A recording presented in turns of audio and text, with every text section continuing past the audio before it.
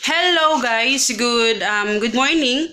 So today, gusto kong i-share sa inyo kung paano yung ginagawa naming paglolongganisa. Dahil maraming nag-message sa akin about sa gusto doon nilang mag-business din ng kagayang ganito. So ipapakita ko sa inyo kung ano yung mga ginagamit namin.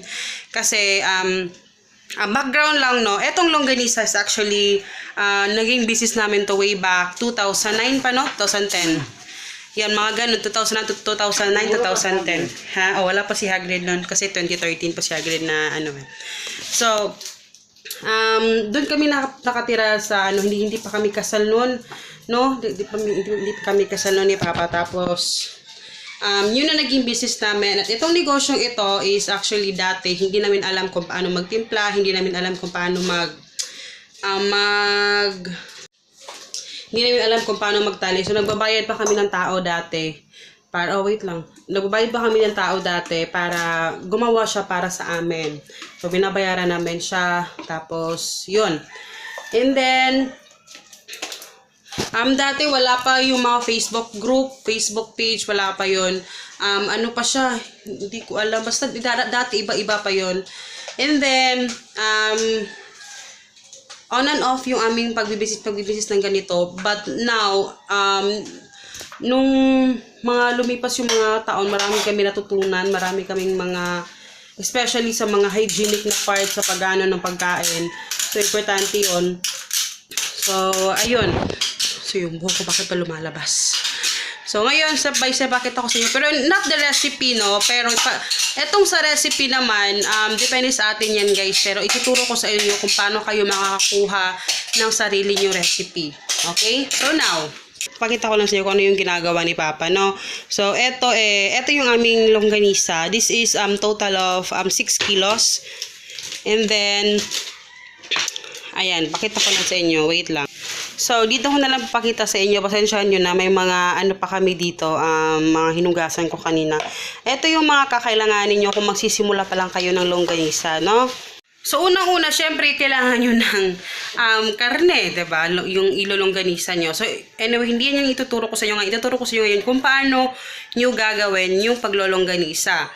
Okay? Kung ano yung mga basic na kailangan ninyo. So, pakita ko sa inyo ngayon. So, eto. Kung nagsisimula pa lang kayo, ina-advise ko na ito yung ginamit namin. Actually, dati ito yung ginagamit talaga namin. Anong tawag dito? Sa mineral bottled water, ang ginawa ni Papa dito is actually, parang hindi pa nyo ito hinugasan kasi hindi na namin ito ginamit. Ayan, madumi pa siya. So, eto, kinat ni Papa yung mineral waters. I-imagine nyo na lang. Tapos, binutasan lang ni Papa dito na side. Papakita ko sa inyo mamaya kung paano siya gawin gamit ito. So, hugasan muna natin yan mamaya. And then, eto, yung kanyang takip, binutasan din ni Papa dito. Para dito, lumabas andito yung ilalagay yung plastic. So, pakita ko sa inyo mamaya kung paano gawin ni Papa. Tapos, syempre, label. So, ito yung label ko. Spicy longganisa. Meron din yung regular, meron din tayo. So, ito yung ating label. So, wag muna kayo masyadong mag-focus sa label kung hindi kayo masyadong, mag-focus kayo dun sa produkto ninyo. Okay? So, yan lang naman yung basic na kailangan ninyo, aside dun syempre, sa longganisa ninyo. Pero ito yung best, na gagamitin ninyo. At syempre, kailangan nyo din ng ganito. Plastic cellophane. Pero pwede din maglagay kayo ng mga microwavable. Pwede din yon. Pero syempre, mas mahal yun. Syempre, masasali yun sa costing ninyo at makaka-apekto yun sa pricing ninyo. Pero sa amin, ito yung ginagawa namin. Ito siya. So, 5 pieces yung ilalagay namin dito. Actually, mas mahaba to na cellophane. May mga maliit dito pero wala na kasing ibang plastic na si Papa. Ito pala. Ito, meron ganito. So, depende sa inyo. Ang sabi nga, size pa? 5 by 6 ito. Itong isa is 5 by 8. 5 by 8, ito yung 5 by 8. Kung gusto nyo, magagamit niyo yung dalawa, 5 by 10. Sasabihin nyo lang sa nagbibenta ng mga plastic. Tapos kailangan makapal. hindi manipis, makapal siya dapat kasi para naman maganda naman tingnan. And also, eto, kailangan nyo rin ng sealer. So, etong sealer, nabibili lang to ng, actually, meron nabibili nito na 300, ano pa? Maliit? Yan, 300 yan. 300 din, no? Ito, maliit siya. So, 300 to. Pero kung gusto nyo medyo malaki, meron naman maraming mga option dito. Makikita nyo yan sa... Wala pa silang pambili. Bili silang katol. Katol. Nag-start kami dati, way back 2000 and 2010. Ginagamit namin dati, wala kaming sealer kasi hindi kami maka-afford ng sealer dati. No, grabe. Hindi kami maka-afford ng sealer dati. So, ginagamit ko yung Baygon Katol. Pero hindi yun advisable. Pero yun yung ginagamit namin dati pang sealed. Kasi, dati si mama sa tindahan namin, yun kasi yung ginagamit namin. Pag nagsisealed kami, pag nagre-repack kami, yun yung ginagamit namin. Hanggang sa nakabili si mama ng sealer. But anyway, yan yung kailangan ninyo. Tapos, pakita sa... So, eto guys, dalawa yung kasi ito na yung ginagamit namin na lagayan ng ng longganisa para mas mabilis siya. Ayan, wait lang. So, ito yung niya, ito yung ang tawag nito is casing. Pakikita niyo rin 'to sa nagbebenta ng mga plastic cellophane. Magtanong lang kayo, sabihin nyo casing sa longganisa. So, ayan. So, ayan si Papa.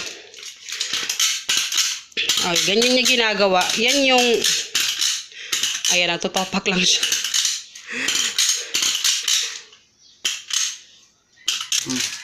So, ayan siya guys. Paspasa ba?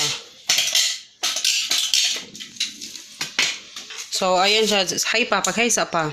Ayan. So, ito yung mas mabilis na ginagamit namin. Pero ito kasi, ginawan si Papa ng kakilala niya, kasama niya sa trabaho dati. Ginawan siya ng ganyan. So, mas mabilis na yung trabaho namin. Pero, syempre, kinostomize ito. So, mahirap. So, ito pakita namin sa inyo using this one. Okay lang talaga. Walang pinagkaiba yung plastic na mineral water na gamitin nyo. So, ito yung casing guys, oh. Yan yung casing. Mag-cut lang kayo. Tapos, i-ano nyo dito sa pinakaibabaw. Lakihan nyo lang yung kanyang dito bibig para magkasya sa plastic. Magkasya na to. Dito, ipakita dari pa. So, ilagay lang. So, pakita sa pala first. First step, tanggala sa pa. First step, ito yung binutasan natin na ganyan siya guys, ganyan. So, ipasok yung... At ayan. Tapos, ipasok yung plastic.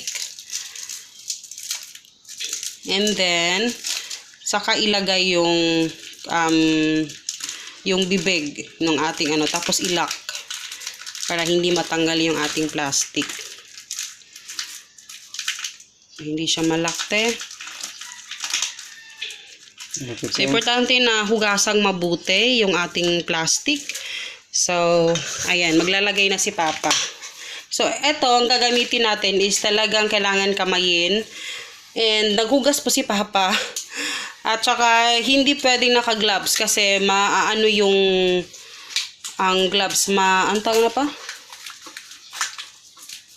Hindi ko lang alam sa surgical. Hindi pa namin na-try sa surgical na gloves. Mabubutas. Ayan. Kailangan lang maghugas mo ng mabuti. Pero yan po talaga yung mano-mano talaga. So, pinapakita namin sa iyo yung mano-mano. Hindi siya pwedeng kutsarahin kasi matatagalan ka talaga. So, sa mga dyan, kasi nung last time na naglongganisa kami na kinamay, alam nyo, yung pagkakamay talaga, part na yan sa natin, sa prepare ng ating food. Kaya, wag na tayong nega dyan. So, ayan. Tapos, tanggalin lang pag medyo puno na. Lagyan nyo ng, kailangan may space pa dito ha. Ayan, hindi kailangan punong-puno. Kailangan may space. Tapos, ito, tawagan ni pa. Pamo. Pamo yung tawag nito. Ito yung pinapang natin. Tapos, meron din tayo ditong Ito, meron tayong sinulid. Bakit natin kailangan ng sinulid? Kasi, ano to, pang butas-butas ni Papa para walang hangin dito sa loob.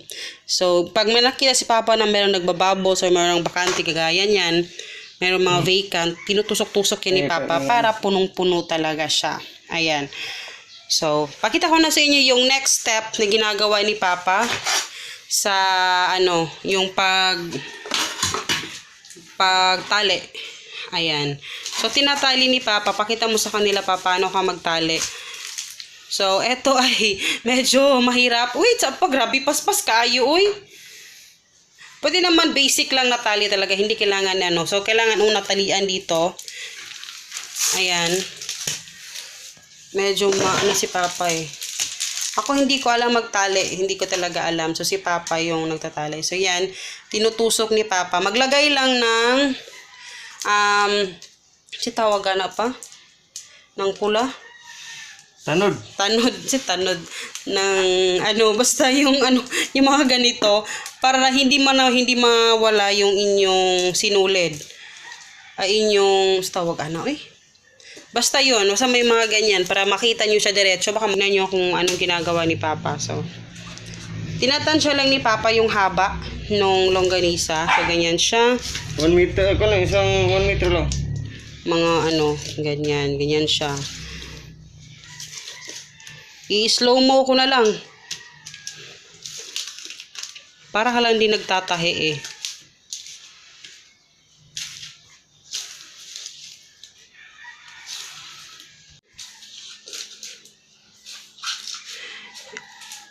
Kahit ako guys, nahihirapan ako sa pagtali ng ganyan. Pero yung pag ganyan is kailangan skilled ka talaga. Skills din yan eh, 'di ba pa? Skills din yan yung mga ganyan. So, kung hindi nyo alam yung magganyan guys, pwede lang, okay lang. Pwede lang yung ordinary na pagtatali lang natin. Kasi even ako hindi ko din alam kung paano gawin yan. Marunong ito yung mga butcher lang. Dati si Papa, hindi marunong si Papa nito guys. Natuto lang siya dati sa mahabang istorya. Pero pakita ko sa inyo yung full na pag ni Papa.